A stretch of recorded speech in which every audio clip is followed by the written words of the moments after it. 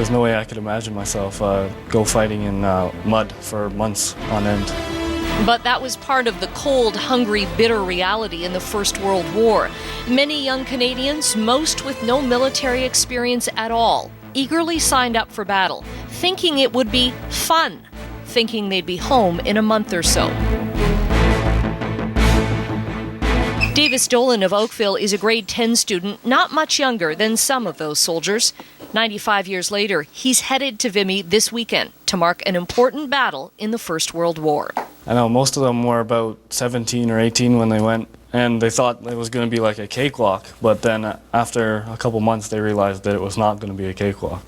Many of those Canadians had been civilians when the Great War started.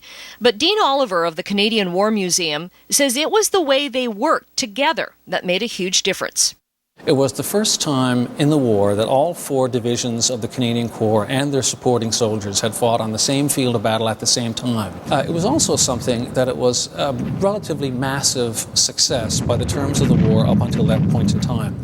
Somewhere between 200,000 and 300,000 Allied soldiers and Germans had been killed and wounded for little gain on Vimy in the year and a half or so that had preceded our attack. So the reports of Vimy as a victory were massive. For months, the Canadian Corps, with the help of the British, planned to break through at Vimy.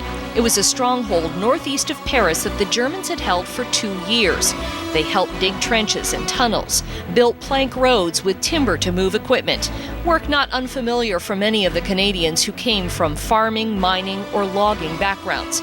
And they practiced with drills, memorizing the moves and steps they had to take to go over the ridge. My constitution and my courage doesn't really imagine me to understand what it might have been like to hear a whistle blow and know that on the other side of that trench was a line of enemy machine guns and artillery into which you were going to not run but walk because you were laden with your gun and ammunition and a pack and a gas mask and limited amount of food and so forth. You're going to walk through the mud at those other guys when someone told you to.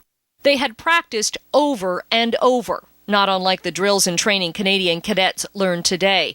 Captain Lynn Devanazzo leads the 613 Royal Canadian Army Cadets in Fond Hill. There's a lot that actually lied about their age. There were some 16-year-olds and 18-year-olds that they should not have enlisted, but they wanted to fight for their country.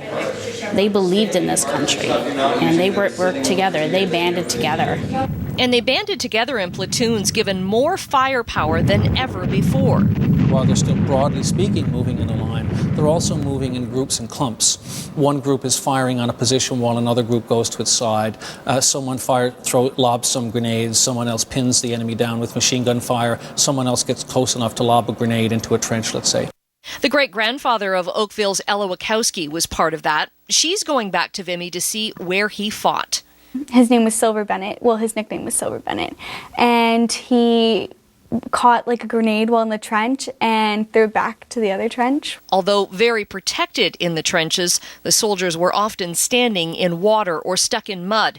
And at times, they worked and waited alongside dead or dying colleagues. I can only imagine what they went through and how they were in the trenches for days in on end. And they had to be completely quiet. Couldn't even say a word for days. There were fleas and rats and very little food. The mud held up supply lines. Many horses and mules died of exhaustion, trying to haul loads of food and weapons through it. Dean Oliver says although artillery, the large guns which fired the shells, was the great killer of the First World War, it also saved many soldiers. Howitzers give you the advantage of firing at a very high angle at something that you can't see. Okay. So if an airplane can take a picture of it, or you know it's there by the nature of a map or some enemy intelligence, howitzers fire at a very, very high angle, and they can go over obstacles like hills or ridges.